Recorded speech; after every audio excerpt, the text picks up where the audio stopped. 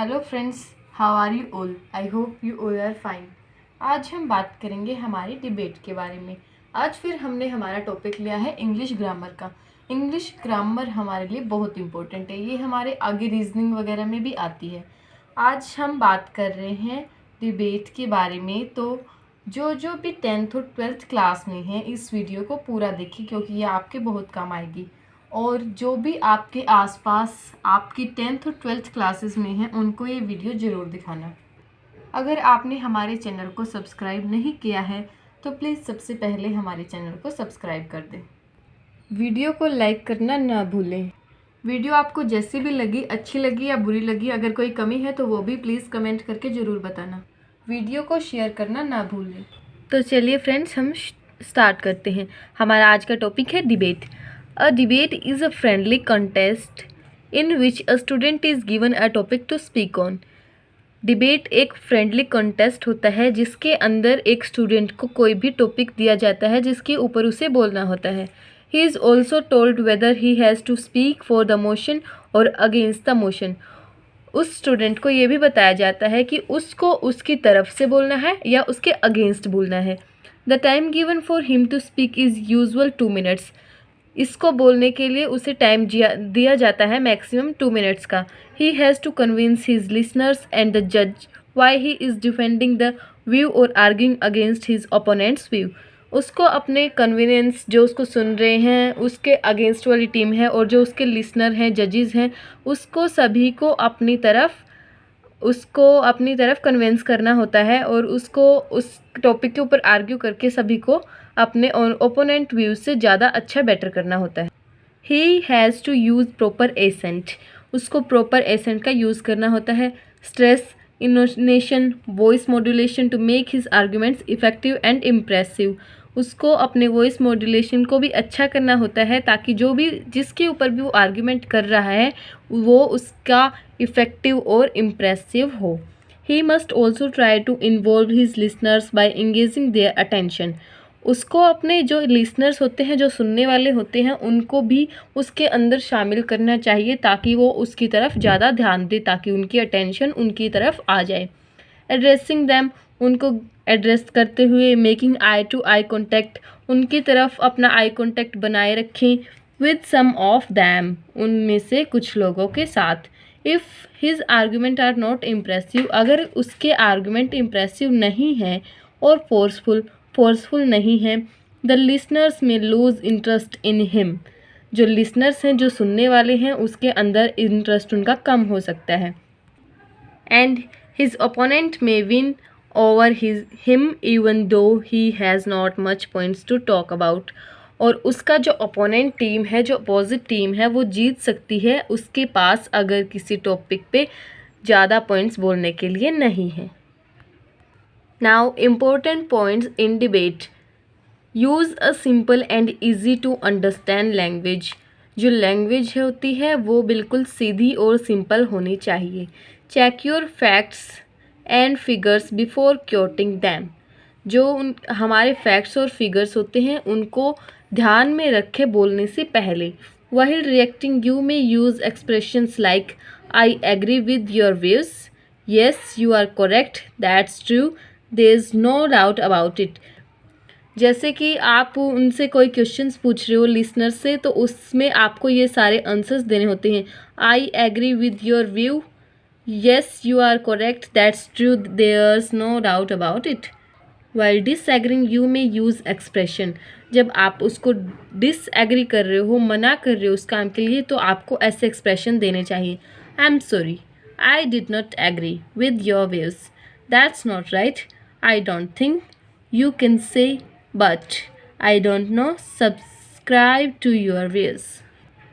While expressing your opinion, you may use expression like, अगर आपका opinion को express कर रहे हैं तो उस टाइम आपके एक्सप्रेशन होने चाहिए।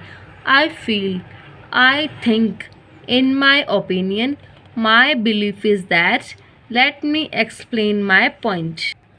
While giving reason, facts or examples, कोई रीज़न, फैक्ट और एग्जाम्पल देते हुए आपको ऐसे एक्सप्रेशन करने चाहिए। You may use expression like well you see, first, second, third and then finally, Let's not forget.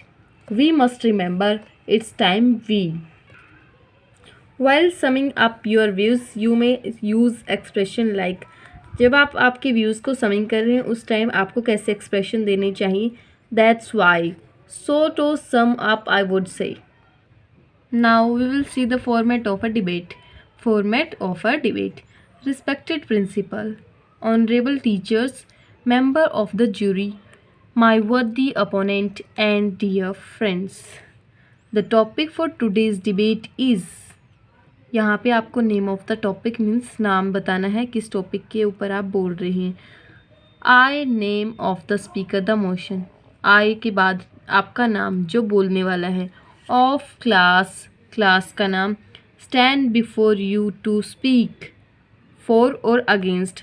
For अगर उसके तरफ से बोल रहे हैं तो फॉर, और अगेंस्ट बोल रहे हैं तो against. The motion.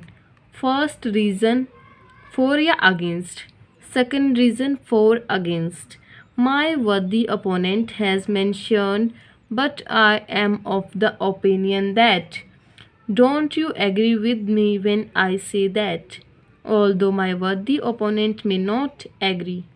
To sum up, remember to use catchy phrases like I fully support the motion. I totally agree. I strongly oppose the motion. I desire to present my views. My views are different. I do not support the views but forward my worthy opponent. अब हम हमारे debate के कुछ example से इसको समझेंगे. You are Mohan Ahuja of class 9th A. You are participating in a debate. The topic of the debate is children should not participate in reality shows. You are speaking in favour of the motion. किसकी तरफ से? Favour की तरफ से बोल रहे हैं आप, उसके अगेंस्ट नहीं, फेवर से बोल रहे हो. Write the debate in about 120 words using the points given below. Reality shows. Craze among children. Train very hard. Flawless performance. Panel of जजेस. Critical. Nasty comments. Children became bitter. Loss interest in studies. Develop competition, emotional, sensitive, talk maturely, parents to encourage, difficult acts, personality standard, underdeveloped, parents should stop sending children to reality shows. चलिए शुरू करते हैं. Respected chairperson, members of the jury, and my worthy opponent. ये उनको starting में जैसे कि हमारा इंट्रोड्यूस कर रहे हैं और रिस्पेक्ट दे रहे हैं ना किसी को, जो वहाँ पे जजेस जूरी जो भी बैठे हैं उनके लिए ये लाइन यूज़ की जाती है. Respected chairperson, members of the jury and my worthy opponents. The topic for today's debate is children should not participate in reality shows. I Mohan Ahuja of class 9th A stand before you to speak for the motion. Reality shows are a craze among children. These shows require children aged to and above to train very hard. They are told to give a flawless performance before a panel of judges who are very critical and nasty in their comments. Children who don't win become bitter, lose interest in their studies, develop a sense of fierce competition with their colleagues. They become emotional, sensitive, and talk in a mature fashion. The difficult acts, not difficult acts, the parents to join hands to make their children sing, dance, act, mime, and do other difficult acts. This makes the child's personality stunted, imbalanced, and underdeveloped. They fare poorly in academics, sports, etc. So, it is high time that parents should stop sending their children or stop training them for such shows. Thank you. Friends, I hope that आप सबको आज का topic समझ आ गया होगा. आप सबको ये डिबेट वाला टॉपिक अच्छे से क्लियर है तो कमेंट करके बताना कि आपको ये कैसा लगा. इजी लैंग्वेज है, कैसी है, या आपको समझ नहीं आया या समझ में आ गया. अगर फ्रेंड्स आपको किसी और टॉपिक पे या कोई किसी टॉपिक में डाउट है, उसकी आपको वीडियो चाहिए, तो कमेंट बॉक्स में करके आप बता सकते हैं, हम उसके अकॉर्डिंग आपके पास वीडियो सेंड कर देंगे। वीडियो को लाइक, शेयर और कमेंट करना ना भूलें। Please subscribe the channel and thanks for watching my video.